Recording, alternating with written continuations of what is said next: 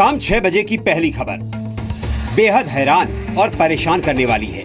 गुजरात के पाटन में एक पति पत्नी कार में आग लगने के बाद इसलिए बाहर नहीं निकल पाए क्योंकि सेंट्रल लॉकिंग सिस्टम खराब हो गया और दोनों की कार में जलकर मौत हो गई।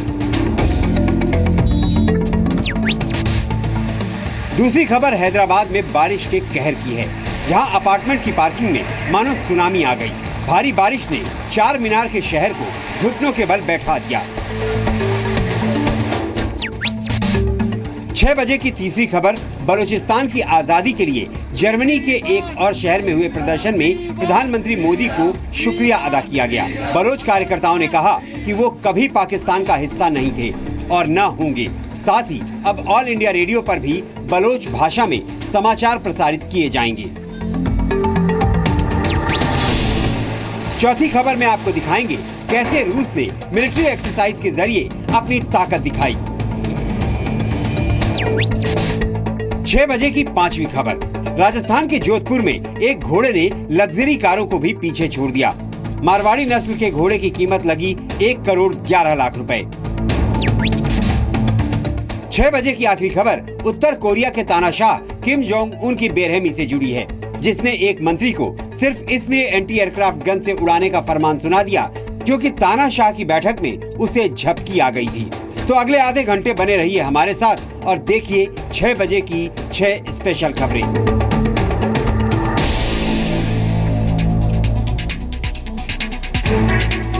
नमस्कार, मैं हूं अदिति त्यागी। बुलेटिन की शुरुआत एक दर्दनाक खबर के साथ। गुजरात के पाटन से एक खबर, एक पति पत्नी कार में जलकर मर गए। हाईवे पर कार में आग लग गई और कार ने अचानक इतनी तेज लपटें पकड़ ली कि पति पत्नी को बचने का मौका ही नहीं मिल पाया।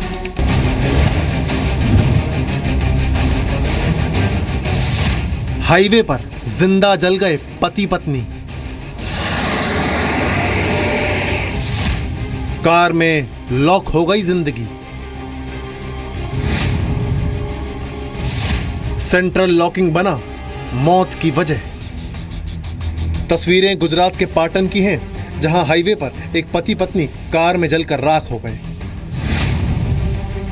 बताया जा रहा है कि कार में आग शॉर्ट सर्किट की वजह से लगी और इससे पहले पति पत्नी कार से बाहर निकल पाते सेंट्रल लॉकिंग सिस्टम ने कार को लॉक कर दिया। अब कार से बाहर आने का कोई रास्ता नहीं था।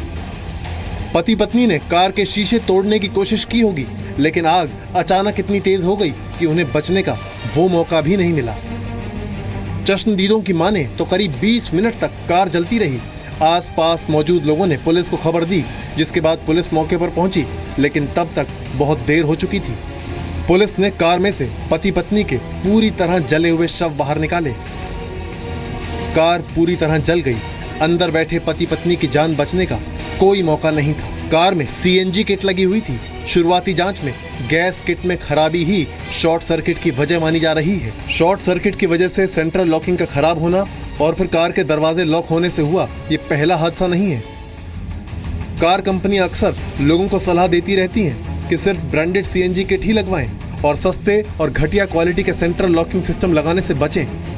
सबक इस कार की आग में भी छुपा हुआ है। ब्यूरो रिपोर्ट, जी मीडिया, पाटन।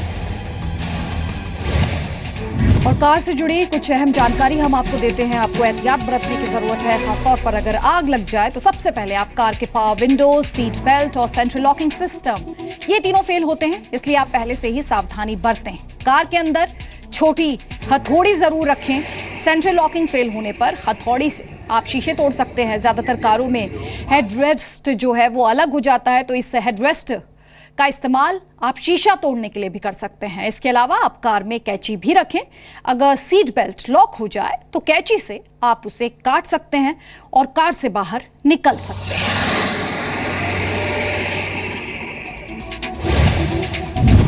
और अब खबर साइबर सिटी हैदराबाद से। भारी बारिश ने पूरे शहर को घुटनों पर ला दिया। ऐसी तस्वीरें सामने आई कि यकीन ही नहीं हो पाया कि ये देश की साइबर सिटी की तस्वीरें हैं।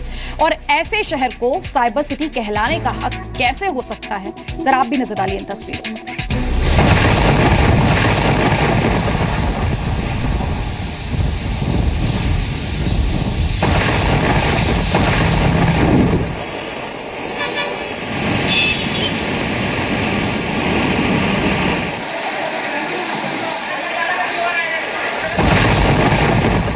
तेज शोर के साथ गिरता पानी। पहली झलक में आपको ऐसा लग सकता है कि यह किसी झरने का नजारा है, लेकिन ऐसा नहीं है। ये एक हैदराबाद के अपार्टमेंट के अंदर की तस्वीरें हैं।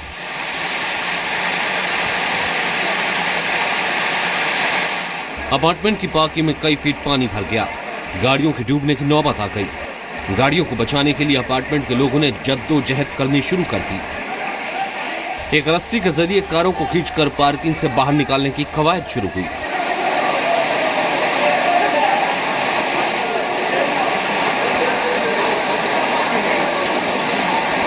जैसा हाल इस अपार्टमेंट की पार्किंग का है, सड़कों और गलियों का हाल इससे भी बुरा है।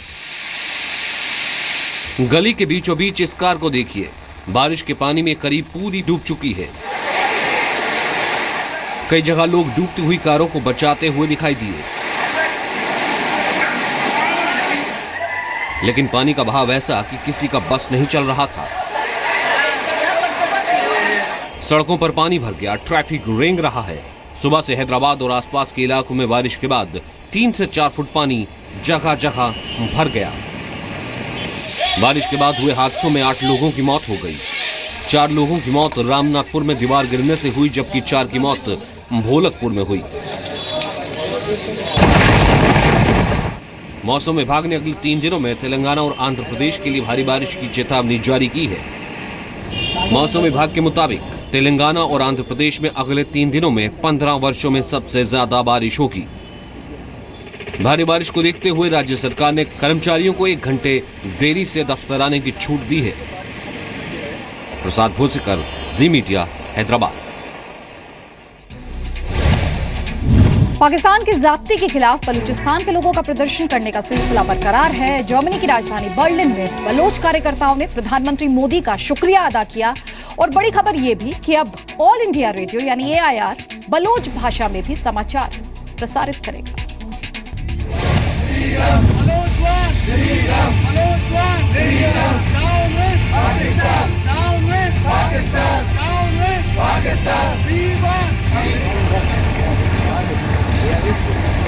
तस्वीरें जर्मनी के बर्लिन शहर की हैं, जहां बलोच एक्टिविस्ट पाकिस्तान की ज्यादतियों के खिलाफ प्रदर्शन कर रहे हैं। हाथों में बैनर है जिन पर लिखा हुआ है PM Modi Balochistan love you, PM Modi we need you. सिर्फ बर्लिन ही नहीं, जर्मनी के अलग अलग शहरों में बलोचिस्तान में पाकिस्तान के जुल्म के खिलाफ बलोच एक्टिविस्ट ऐसे ही प्रदर्शन कर रहे हैं। तहे दिल से पूरे बलोच कौम के हवाले से एक बार फिर नरेंद्र मोदी साहब का तहे दिल से शुक्रिया अदा करना चाहता हूं कि उन्होंने बलोचिस्तान के बारे में आवाज उठाई और बलोचिस्तान में होने वाले जुल्म और तबाही के बारे में आवाज उठाई। और उम्मीद करता हूं और एक साथ साथ अफगानिस्तान और बांग्लादेश का भी शुक्रगुजार हूं जिन्होंने मोदी साहब के स्टेटमेंट को सपोर्ट किया और उसकी तायीद की।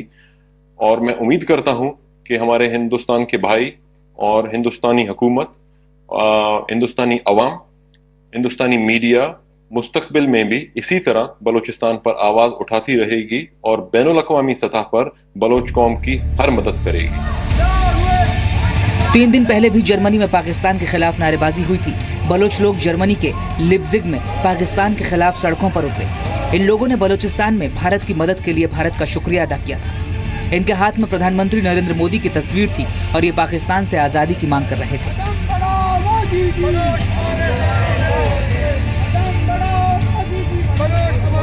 बलोचिस्तान के लोगों का साफ कहना है कि पाकिस्तान न कभी उनका मुल्क था और न कभी होगा।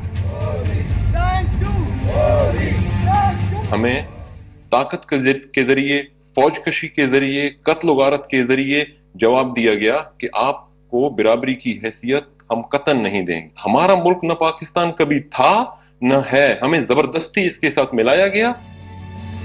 बलोचिस्तान की एक्टिविस्ट नाइला कादरी ने भी भारतीय मीडिया को बलोचिस्तान की आवाज उठाने के लिए शुक्रिया अदा किया। सीरिया में कुछ होता है, वहाँ के बच्चों की तस्वीरें पूरी दुनिया में वायरल होती हैं। सारी दुनिया के लोग अपनी DP चेंज करते हैं, उनके साथ खड़े होते हैं। बलोचिस्तान में इतना कुछ हो रहा है, दुनिया से कोई आवाज़ क्यों नहीं आ रही है, कोई सपोर्ट क्यों नहीं आ रहा है? एक तो ये है कि बलूचिस्तान को मीडिया के लिए बिल्कुल एक ब्लैक को बना दिया गया है और इंडियन मीडिया वो पायनियर है जिसने इंटरनेशनल लेवल पर बलूचिस्तान से पहली बार उठाया है। तो पहले सिर्फ सोशल मीडिया पे बलूचिस्तान था, लेकिन इंडियन मीडिया ने पहली बार इंटरनेशनल लेवल पर उठाया है और बलूच कौम आपके साथ देने को, संगति को हमेशा याद रखेगी। बलूचिस्तान पर पाकिस्तान को घेरने का मन मोदी सरकार बना चुकी है और उस दिशा में काम भी शुरू हो गया है। ऑल इंडिया रेडियो अब बलोची भाषा में भी समाचार प्रसारित करेगा। मोदी कैबिनेट ने मंजूरी दी है कि ऑल इंडिया रेडियो पर बलोच भाषा में समाचार के अलावा कई अन्य कार्यक्रम भी प्रसारित किए जाएंगे। बलूचिस्तान में आजादी के समर्थकों ने अब ऐसे प्रदर्शनों के जरिए पाकिस्तान के खिलाफ दबाव बनाना शुरू कर दिया है। भारत के तिरंगे के साथ साथ अब पीएम मोदी की तस्वीर भी हर प्रदर्शन में दिखाई दे रही है। जाहिर है भारत के समर्थन से बलूचिस्तान के लोगों में आजादी की एक नई उम्मीद जागी है। Bureau report, C media.